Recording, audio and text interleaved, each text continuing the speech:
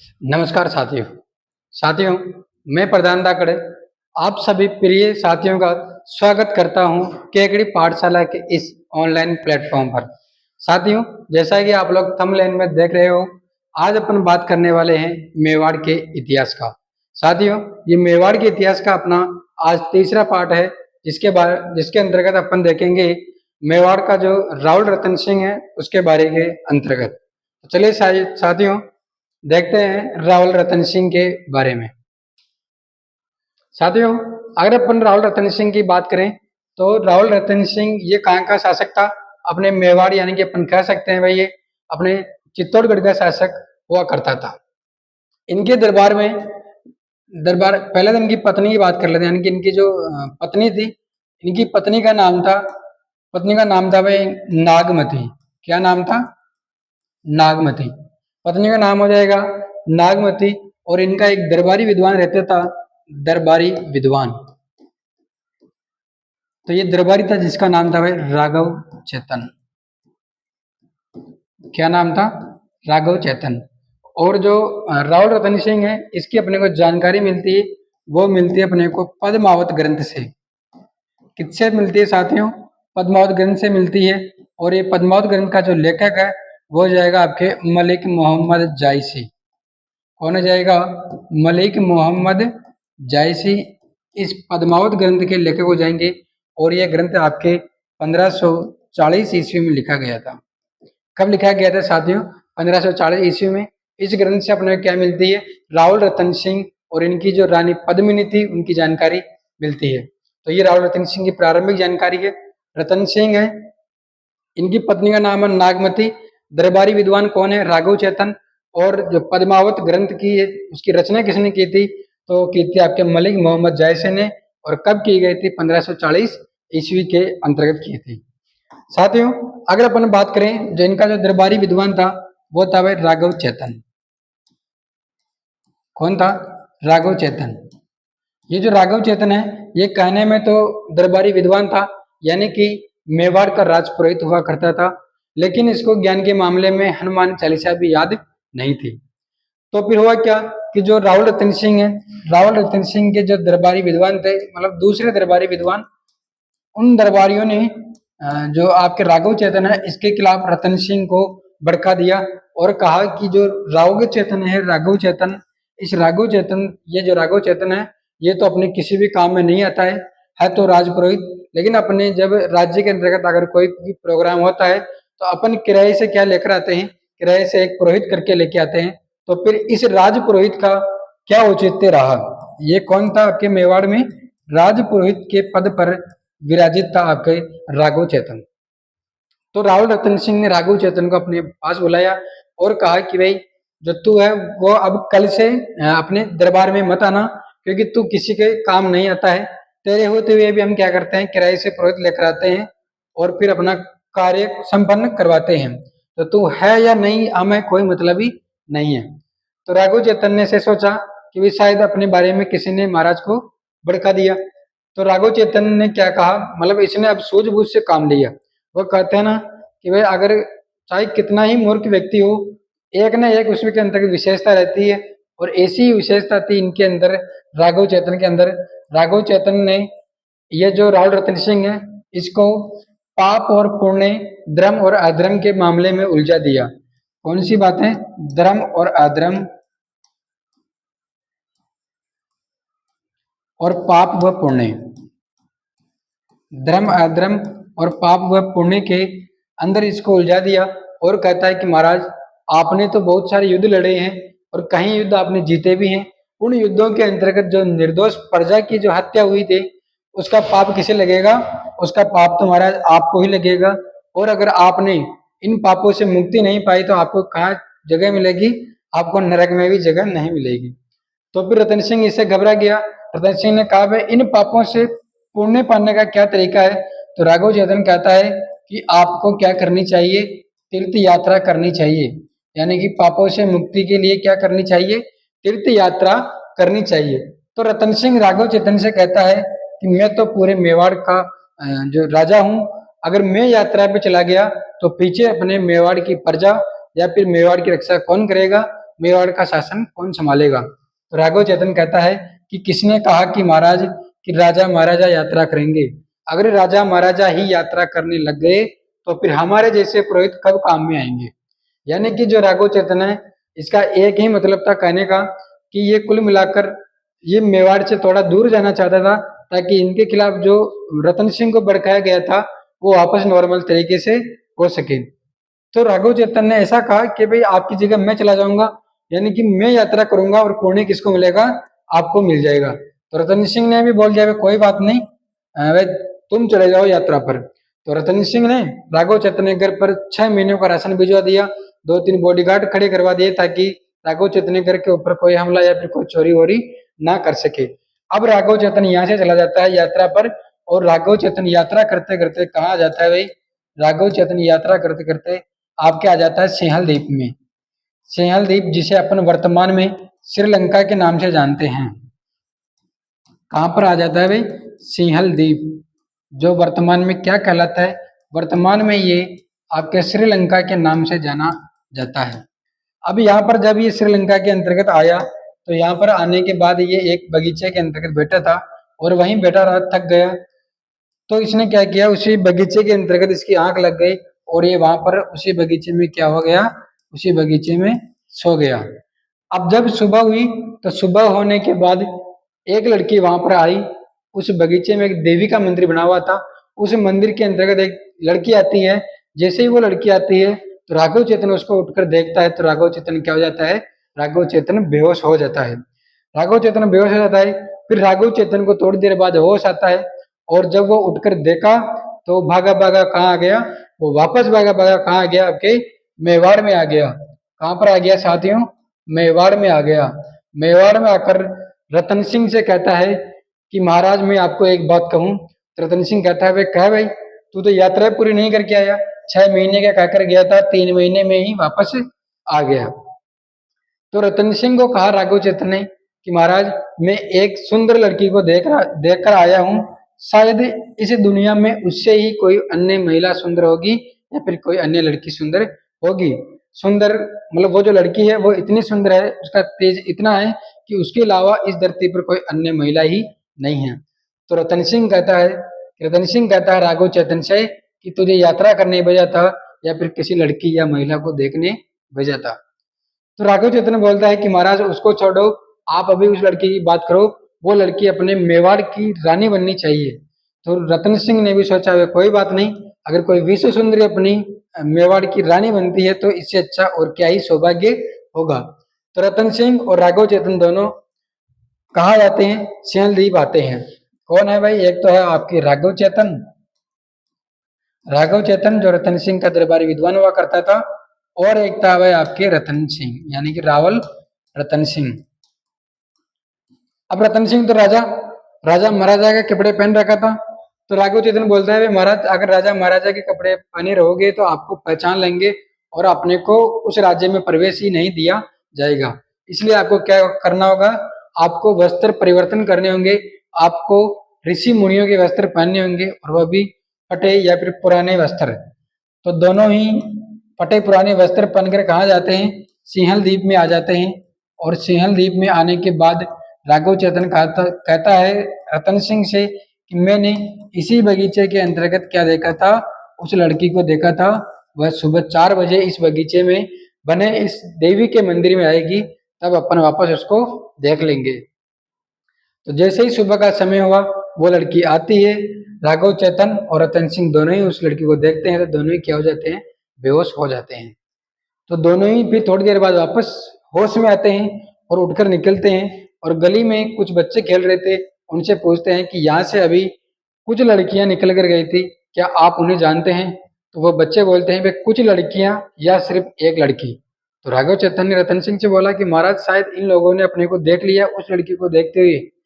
तो राघव चेतन रतन सिंह थोड़ा आगे जाते हैं और मकान के बाहर एक चबूतरा था, उसके ऊपर कुछ बुजुर्ग व्यक्ति बैठे थे।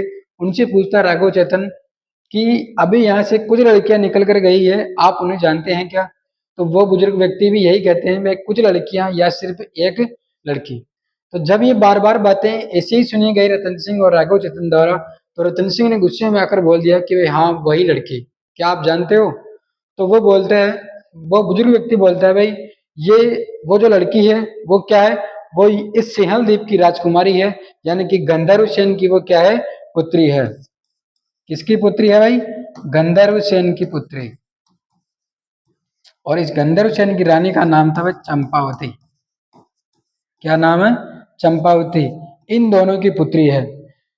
तो फिर जब वो वापस अब गंधर्व सेन के दरबार में गई, दरबार में जाने के बाद जो राघव चेतन और रतन सिंह है, इन्हें बोला गया कि भाई आप लोग कहाँ के हो? तो ये बोलते हैं भाई हम मेवाड़ के जो राजा हैं। और जो राघव चेतन है ये कहता है मैं मेवाड़ क्या हूँ, राजपुरोहित हूँ, और हम क्या करना चाहते हैं, आपकी जो पुत्री है उसका हाथ मांगना चाहते हैं। और उस पुत्री का नाम था, उस पुत्री का नाम था भाई आपके पद्मिनी। ये वही पद्मिनी है जिसने राजस्थान का दूसरा और मेवाड़ का प्रथम जौहर किया था। ये वही पद्मिनी है जिसने साहस की नई परिभाषा लिखी थी। तो ये जो पद्मिनी थी इसकी शादी का प्रस्ताव कौन रखते हैं? रतन सिंह और राघव चेतन रखते हैं। तो गंधर्व सेन भी खुश होकर, और जो चंपावती है और गंधर्व सेन है, दोनों ने मिलकर क्या की, पद्मिनी और रतन सिंह की क्या करवा दी भाई, शादी करवा दी, यानी कि विवाह करवा दिया। और बहुत सारा धन दे दिया। और इनकी रक्षा के लिए गोरा और बादल नामक दो व्यक्तियों को पद्मिनी के साथ कहाँ भेजा गया? चित्तौड़ में पद्मिनी के साथ भेजा गया। ये जो गोरा है और जो बादल है, ये गोरा तो है भाई आपके पद्मिनी का चाचा, और बादल कौन है? पद्मिनी का भाई था। ये गोरा और बादल पद्मिनी के साथ कहाँ पर आ गए? मेवाड़ में आ गए। कहाँ पर आ गए साथियों? मेवाड़ में आ गए। यहीं पर रहने लगे। कुछ समय बाद मेवाड़ के अंतर्गत जो एक जो राघव चेतन था, ये राघव चेतन को वापस मतलब राघव चेतन के बारे में रतन सिंह को वापस भड़का दिया गया। रतन सिंह जब दरबार में बैठा था, तो रतन सिंह को दरबार में बैठे हुए जब दरबारियों ने देखा, तो रतन सिंह को बोलते हैं, राघव चेतन को देखकर, और रतन सिंह को बोलते हैं वो दरबारी कि महाराज एक बात बताएं आपको। तो रतन सिंह कहता है बताओ कि ये जो राघव चेतन है ये आपके दरबार में कितनी बार आता है? तो ये कहता था कि भाई दिन में, यानी कि भाई एक दिन में कितनी बार आता है भाई? 7 बार आता है। एक दिन में कितनी बार आता है दरबार में? 7 बार। और वह पहले कितनी बार आता था? तो पहले आता था ये 7 दिन में एक बार। उल्टा पड़ गया मामला। वह पहले तो 7 दिन में एक बार, और अब एक दिन में ही 7 बार। इसका रूटीन ही यही था। ये दरबार में आता, पद्मिनी को देखता, बेहोश होता, वापस होश आता, उठकर वापस कहाँ चला जाता? अपने घर चला जाता। फिर जब इसका दिमाग काम करता फिर वापस आता, पद्मिनी को देखता, बेहोश होता और वापस घर चला जाता था। ऐसा ही दिन में लगभग 7-8 बार आता था।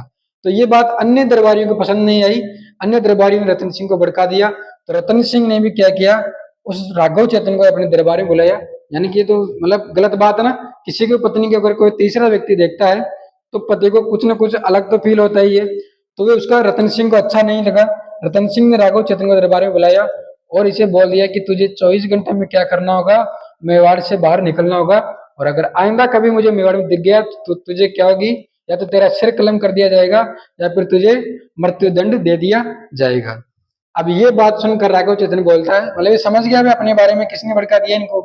राघव चेतन बोलता है रतन सिंह को कि महाराज आपकी शादी भी मैंने करवाई है, यानी कि अगर मैं शादी करवा सकता हूँ तो मैं आपका बिगाड़ भी करवा सकता हूँ। ऐसे मत समझना कि भाई आपकी शादी हो गई है तो फिर आगे बिगाड़ नहीं होगा। शादी मैंने करवाई तो बिगाड़ भी करवा सकता हूँ। तो रतन सिंह कहता है कोई बात नहीं, जो तेरी इच्छा वो कर ले। और राघव चेतन यहाँ से निकलकर कहाँ चला गया? राघव चेतन आ गया दिल्ली में। और दिल्ली में उस समय दिल्ली का सुल्तान हुआ करता था आपके अलाउद्दीन खिलजी। कौन था भाई?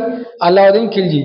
जैसे ही राघव चेतन अलाउद्दीन खिलजी के दरबार में जाता है और वहां के जो महल देखते हैं, उन महलों को देखने के बाद अलाउद्दीन खिलजी को कहता है राघव चेतन कि महाराज ये जो आपके दिल्ली के महल हैं, ये चित्तौड़ के महलों के आगे कुछ भी नहीं है। महल महल तो वह पूरी दुनिया में चित्तौड़ के ही प्रसिद्ध हैं। तो इसलिए ये दिल्ली के महल ये क्या है, कोई खासकर महल नहीं है। महल तो कहाँ के प्रसिद्ध है? चित्तौड़ के ही हैं। तो फिर राघव चेतन फिर जब अलाउद्दीन खिलजी की जो रानियां थी, यानी कि उनकी जो बेगमें थी, उनको देखता है, और उनको देखने के बाद अलाउद्दीन खिलजी को बोलता है कि महाराज आपकी भले 200 रानियां हैं, लेकिन इन 200 रानियों में एक भी ऐसी रानी नहीं है जो पद्मिनी की होड़ कर सके। यानी कि सुंदरी सुंदरी तो कौन है? अपनी चित्तौड़ की महारानी पद्मिनी है। सुंदर तो कौन है भाई? चित्तौड़ की महारानी पद्मिनी है। उसकी सुंदरता के आगे आपकी 200 की 200 रानियां क्या है? सब फीकी है। तो ये बात सुनकर जो अलाउद्दीन खिलजी, इसको बुरा लगा और अलाउद्दीन खिलजी ने 2 थप्पड़ लगा दी किसको, राघव चेतन को।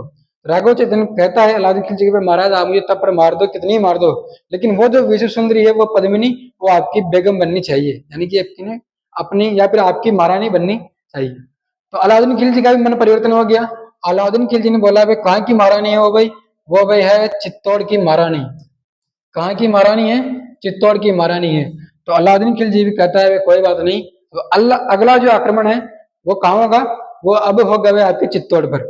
ये अपन कह सकते हैं भाई उस समय का ये ट्रम्प था। कौन था, ट्रम्प। जहां चाहे वहीं पर आक्रमण कर देता था, और जहां पर आक्रमण करता है वहां से एक न एक शादी जरूर करता था ये, है ना। तो फिर बात करते हैं अलाउद्दीन खिलजी कहाँ पर आक्रमण करता है, चित्तौड़ पर आक्रमण करता है। चित्तौड़ दुर्ग को अलाउद्दीन खिलजी लगभग 9 महीने तक घेरे डाले रहता है।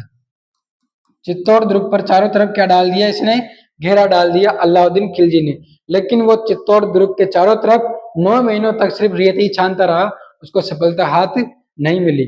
तो उसने क्या किया, छल कपट का सहारा लिया, और कहते भी ना कि राजनीति में वही पारंगत होता है जो साम दाम दंड भेद का उपयोग करे।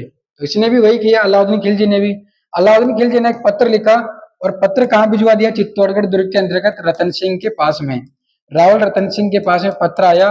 रावल रतन सिंह ने जब पत्र पढ़ा तो उसमें यही बात लिखी हुई थी कि अगर मुझे पद्मिनी को एक बार दिखा दिया जाए तो मैं बिना युद्ध किए ही वापस कहाँ चला जाऊंगा, दिल्ली चला जाऊंगा। तो रतन सिंह ने उसकी क्या कर दी, हाँ कर दी, भाई कोई बात नहीं, आपको पद्मिनी दिखा दी जाएगी। तो फिर इसके बाद में जो इसके जो सेनापति थे गोरा और बादल, सेनापति कौन थे भाई इसके, गोरा और बादल थे। ये गोरा बादल कहाँ आते हैं, रतन सिंह के पास में आते हैं, और रतन सिंह को बोलते हैं कि महाराज एक बात कहें आपको। तो रतन सिंह बोलता है बोलो। भाई हमने हमारी बहन या फिर जो हमारी भतीजी है पद्मिनी, उसको आज दिन तक किसी गैर पुरुष को नहीं देखने दिया, तो फिर आपने ये हाँ कैसे कर दी कि एक अलाउद्दीन जो एक तुर्क व्यक्ति है, आपने उसको दिखाने के लिए उसके हाँ कर दी, ये हमसे सहन नहीं हुआ, और हम हमारी बहन की जो शक्ल है वो किसी को नहीं दिखाने देंगे। तब जो रतन सिंह है, ये रतन सिंह एक बात बोल देता है गोरा बादल को, और कहता है कि तुम तो सैनिक हो, तुम राजनीति क्या जानो। इस बात से नाराज हो गए कौन, गोरा और बादल। गोरा बादल नाराज होकर कहाँ गए, बिजोलिया में आ गए। कहाँ आ गए दोस्तों, बिजोलिया में आ गए। और फिर यहाँ से बिजोलिया से कहाँ चले गए, बिजोलिया से चले गए वे आपके मांडलगढ़ में। कहाँ चले गए, मांडलगढ़ में। और मांडलगढ़ में इसलिए आए क्योंकि मांडलगढ़ को कहते हैं मेवाड़ का प्रवेश द्वार। क्या कहते हैं मांडलगढ़ को, मेवाड़ का प्रवेश द्वार कहते हैं। इसके आगे जाने के बाद मेवाड़ क्या हो जाएगा भाई, खत्म हो जाएगा, इसलिए इनकी लास्ट सीमा कौन सी थी, मांडलगढ़ ही थी। तो गोरा बादल रतन सिंह से नाराज होकर कहाँ गए, बिजोलिया। बिजोलिया से कहाँ गए, मांडलगढ़। यहीं आकर ये मांडलगढ़ में रहने लगे। उधर जो पद्मिनी को दिखाने की क्या हो रही थी, पद्मिनी को दिखाने की तैयारियां चल रही थी। चित्तौड़गढ़ दुर्ग के अंतर्गत एक महल बना, पहले तो एक तालाब है, तालाब का नाम है भाई आपके, कौन सा तालाब है, वो तालाब है आपके पद्मिनी तालाब। कौन सा तालाब है भाई, पद्मिनी तालाब। ये पद्मिनी तालाब है।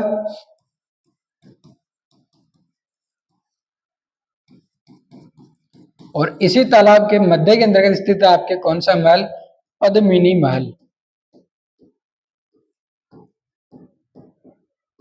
पद्मिनी महल। इधर है भाई आपके जनाना महल,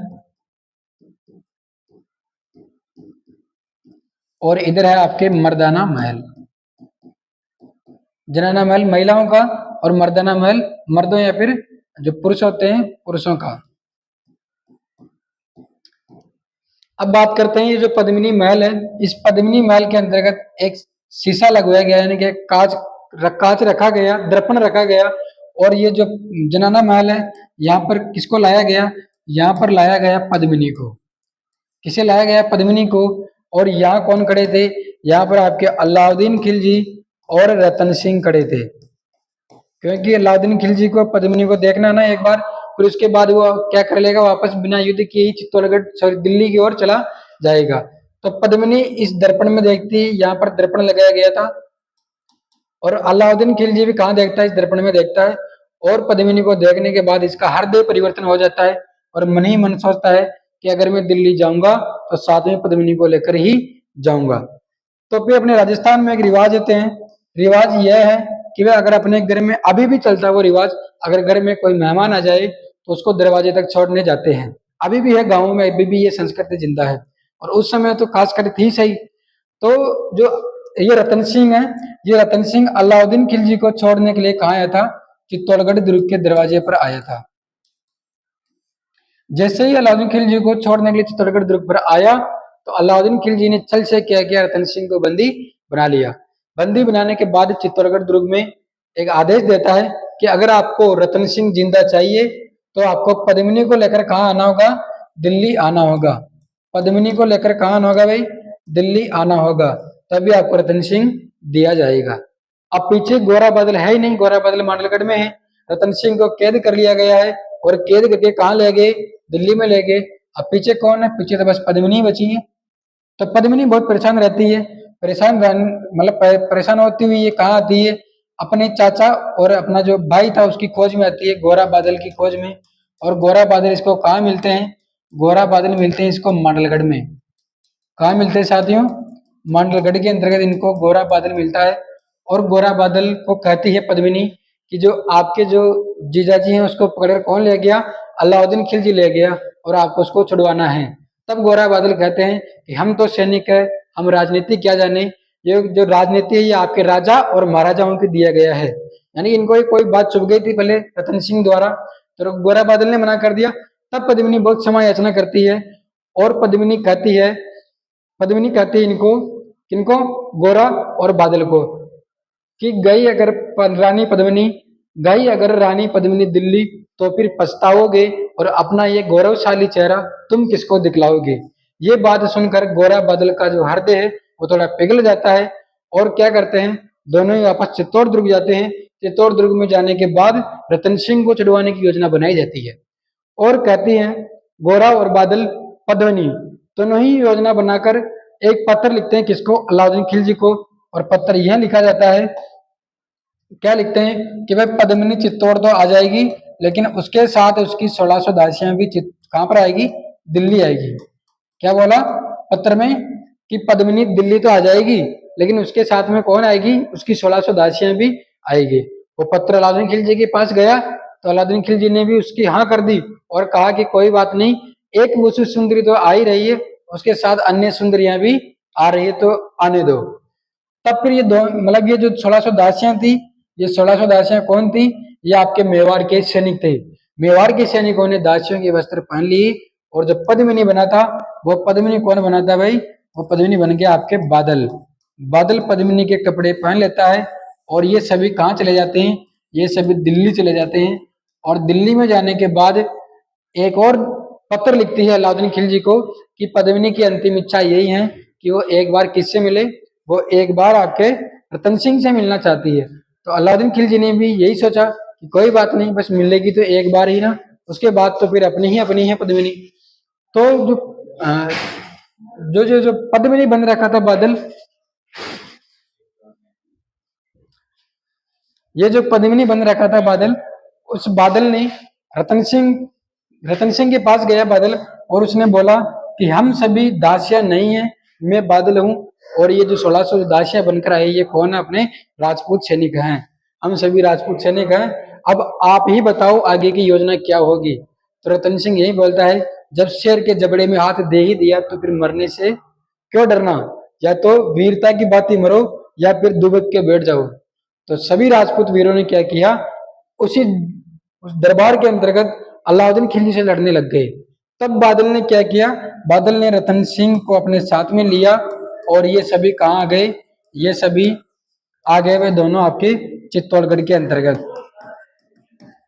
कहाँ आ गए साथियों? चित्तौड़गढ़ के अंतर आ गए। इसके बाद में अलाउद्दीन खिलजी क्या करता है? इनके पीछे पीछे दिल्ली से कहाँ जाता है? चित्तौड़गढ़ में आ जाता है। चित्तौड़गढ़ में आने के बाद जो रतन सिंह है, ये रतन सिंह केसरिया वस्त्र जो पहनता है, अपने सर के ऊपर केसरिया दुपट्टा धारण किए रहता है, और युद्ध के अंतर्गत जाता है। और युद्ध के अंतर्गत जाने के बाद जो पीछे रानी पद्मिनी है, उस रानी पद्मिनी ने क्या किया था? उस रानी पद्मिनी ने जौहर की तैयारियां कर ली। यानी कि अपने राजस्थान के अंतर्गत एक ऐसी व्यवस्था है कि राजा अगर केसरिया वस्त्र धारण करके जाता है युद्ध के अंतर्गत, तो रानियां पीछे जोर सजा लेती है, यानी कि या तो युद्ध में आज किसी को मार के आएंगे या फिर युद्ध में आज किसी से मरकर आएंगे। तो पद्मिनी ने क्या कर लिया भाई, पीछे जौहर सजा लिया, और इधर रतन सिंह है, रतन सिंह युद्ध में जाता है, और घनघोर युद्ध होने के बाद रतन सिंह क्या कर जाता है, उस युद्ध में वीर गति को प्राप्त हो जाता है। रतन सिंह क्या हो जाता है भाई, रतन सिंह वीर गति को प्राप्त हो जाता है, जिसे अपन इतिहास में क्या कहते हैं, जिसे अपन इतिहास में केसरिया कहते हैं। और जैसे ही रानी पद्मिनी को यह खबर लगती है भाई अपने रतन सिंह ने क्या कर लिया, केसरिया कर लिया, तो फिर जो पद्मिनी है इसने भी क्या कर लिया, पद्मिनी ने जौहर कर लिया। पद्मिनी ने क्या कर लिया भाई, जौहर कर लिया। इस प्रकार जौहर और केसरिया मिलकर ये राजस्थान का अपना दूसरा शाखा संपन्न होता है। क्या बन जाता है, ये शाखा बन जाता है, और ये मेवाड़ का पहला शाखा है, मेवाड़ का प्रथम शाखा, मेवाड़ का प्रथम शाखा हो गया। ये मेवाड़ का तो प्रथम है, लेकिन ये राजस्थान का दूसरा है। मेवाड़ का प्रथम और राजस्थान का दूसरा शाखा कौन सा है, चित्तौड़गढ़ दुर्ग वाला हो जाएगा, और ये हुआ था आपके 1303 के अंतर्गत। और जो राजस्थान का पहला शाखा है, राजस्थान का पहला शाखा हुआ था आपके 1301 में रणथंभौर दुर्ग के अंतर्गत। उसमें केसरिया किया गया था हमीर देव चौहान के द्वारा, और जौहर किया गया था रानी रंगदेवी और पुत्री देवल या फिर पद्मा के द्वारा। तो ये जो शाखा है ये कौन सा है, ये चित्तौड़गढ़ दुर्ग का तो प्रथम है, मेवाड़ का भी प्रथम शाखा है, लेकिन राजस्थान का दूसरा शाखा है। अब इसके बाद जब दुर्ग के अंतर्गत से जौहर हुआ, तो दुर्ग के अंतर्गत से धुएं का गुब्बार उठा, तो अलाउद्दीन खिलजी यह देखता है, अलाउद्दीन खिलजी बहुत ही झकझोर जाता है, और उसने चित्तौड़गढ़ दुर्ग में कत्लेआम का आदेश दे देता है। और कत्लेआम का आदेश देने के बाद उसने क्या किया, चित्तौड़गढ़ दुर्ग का नाम परिवर्तन करके क्या रख दिया, नाम परिवर्तन करके उसने रख दिया वह खिजराबाद। क्या रख दिया, खिजराबाद रख दिया। और अपने पुत्र खिजर खां को इस दुर्ग का क्या बना दिया, इस दुर्ग का प्रशासक बना दिया। किसे बनाया, अपने पुत्र खिजर खां को इस दुर्ग का प्रशासक बना दिया। और अलाउद्दीन खिलजी इस दुर्ग से या फिर जो पद्मिनी रतन सिंह से इतना नाराज हुआ था, किसने क्या किया, चित्तौड़गढ़ दुर्ग के अंतर्गत जो अष्टधातु दरवाजे थे, यहाँ से अष्टधातु दरवाजों को ये उखाड़ लेकर के चला गया।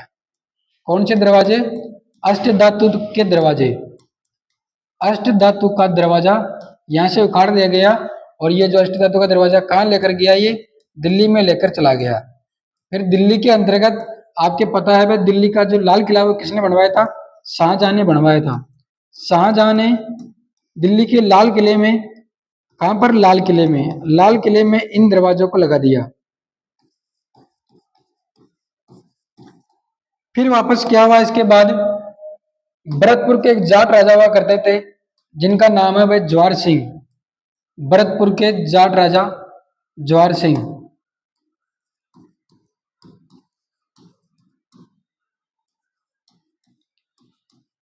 ये जवाहर सिंह है। इन जवाहर सिंह ने क्या किया, लाल किले से वो दरवाजे उखाड़ कर कहाँ ले आया, ये ले आया आपके वापस भरतपुर के अंतर्गत।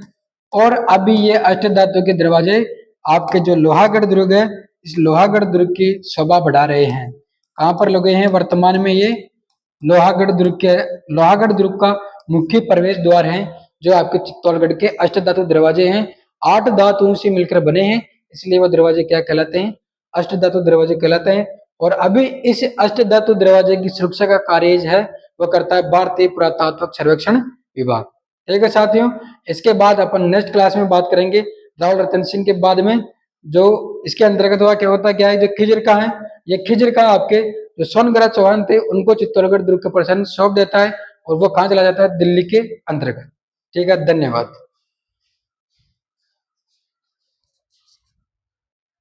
अब कहते बोल दो।